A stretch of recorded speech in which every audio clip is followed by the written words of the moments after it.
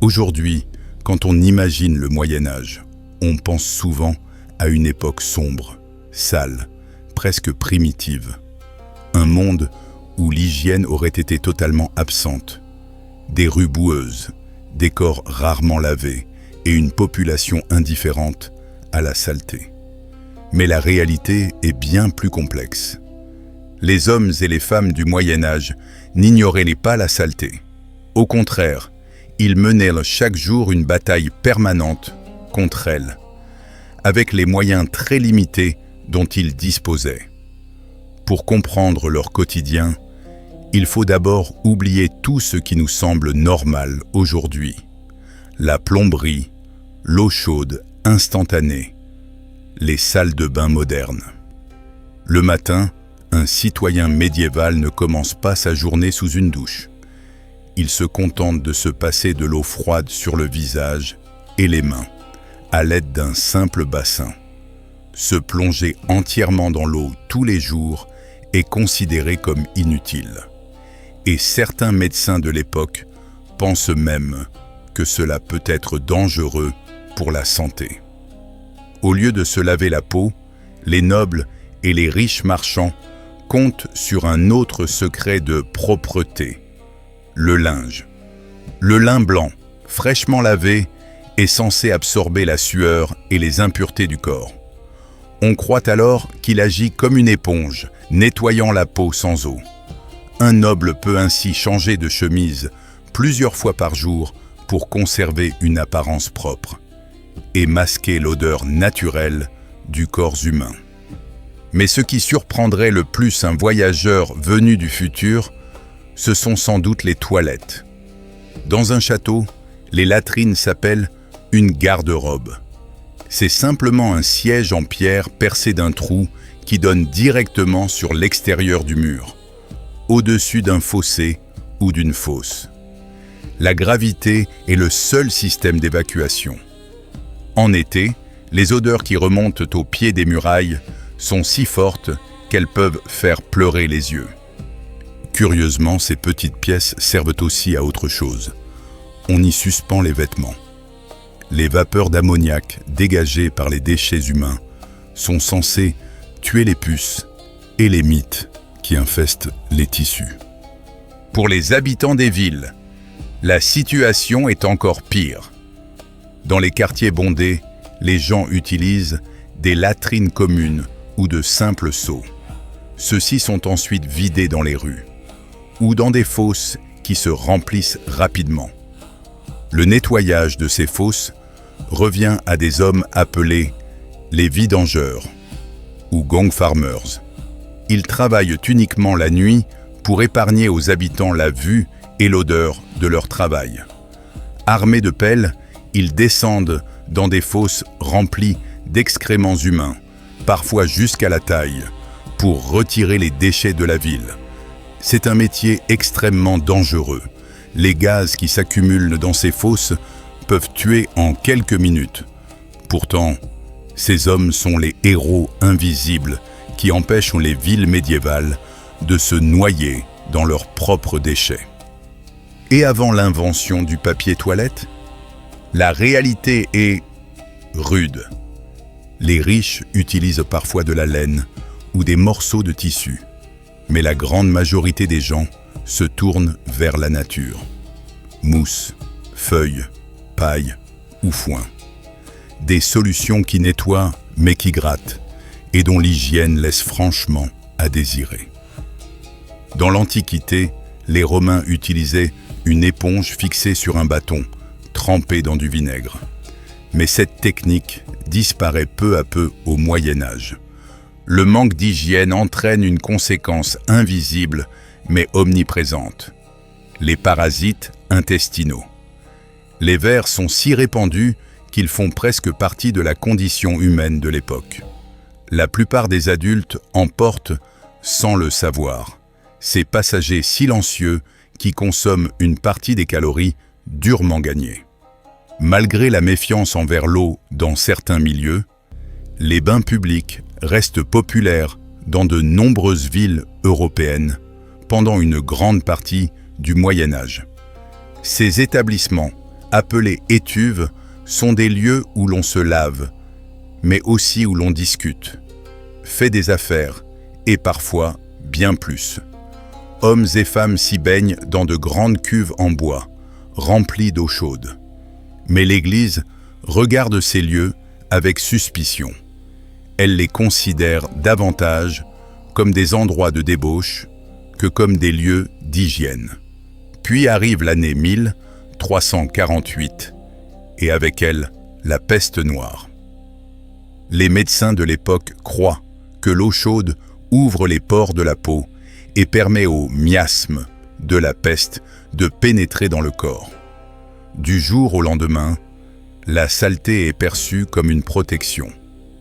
Une couche de crasse devient une sorte de bouclier contre l'air mortel. Cette erreur médicale fera reculer les pratiques d'hygiène pendant des siècles.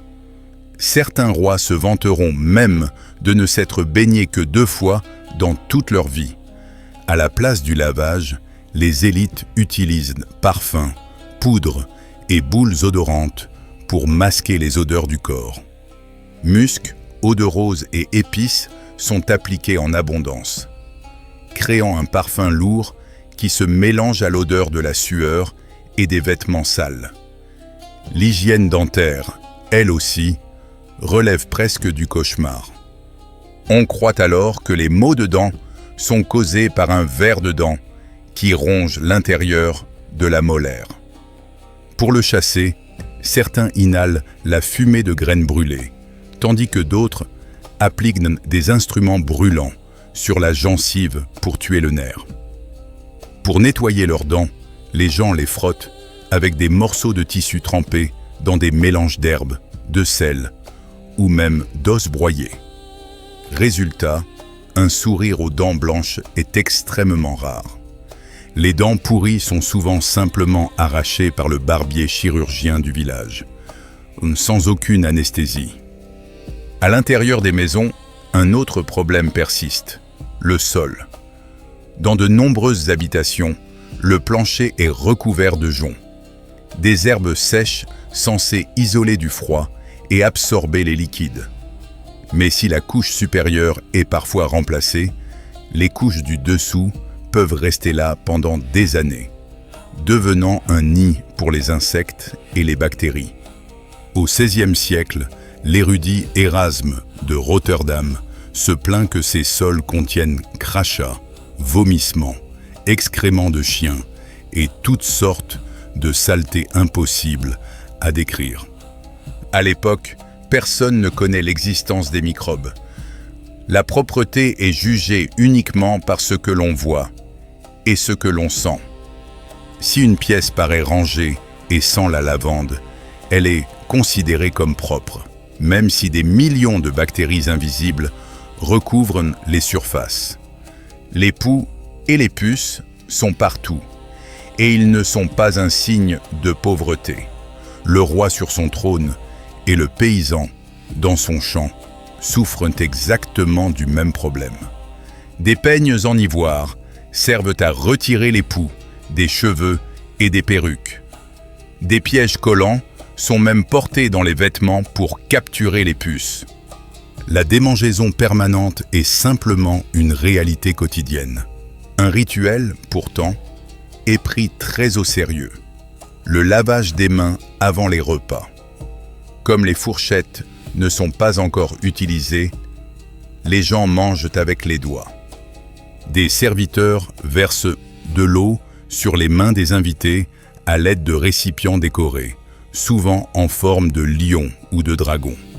C'est l'une des rares pratiques qui limite réellement la propagation des maladies. Dans les rues, la lutte contre les déchets est permanente. Des ouvriers appelés ramasseurs de boue nettoient les rues. Mais la quantité de déchets humains et animaux est énorme. Des cochons se promènent librement dans les villes et mangent les restes jetés au sol. Ils servent de véritables poubelles vivantes, mais laissent derrière eux leur propre déjection. Les voyageurs décrivent l'odeur des villes médiévales comme un choc physique perceptible à des kilomètres.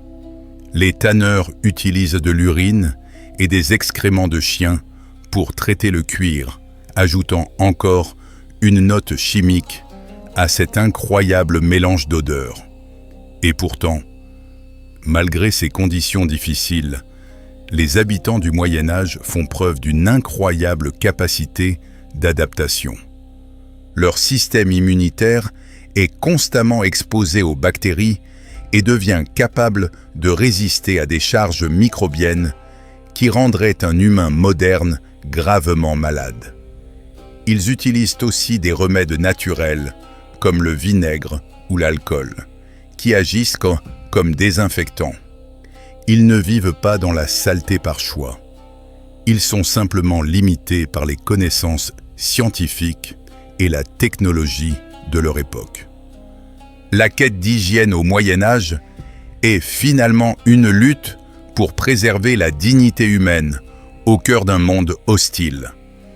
Quand nous regardons cette période aujourd'hui, il ne faut pas voir seulement la saleté. Il faut voir l'effort immense qu'il a fallu pour construire une civilisation, sans les outils que nous considérons aujourd'hui comme évidents. Pas de papier toilette, pas de douche, mais cela ne signifie pas qu'ils ne faisaient aucun effort. Cela signifie simplement qu'ils vivaient dans un monde où survivre était la priorité, et où la propreté était un luxe qui demandait énormément de travail. Car l'histoire de l'hygiène est au fond l'histoire de notre combat contre notre propre biologie. Un combat mené avec acharnement dans l'ombre des cathédrales médiévales.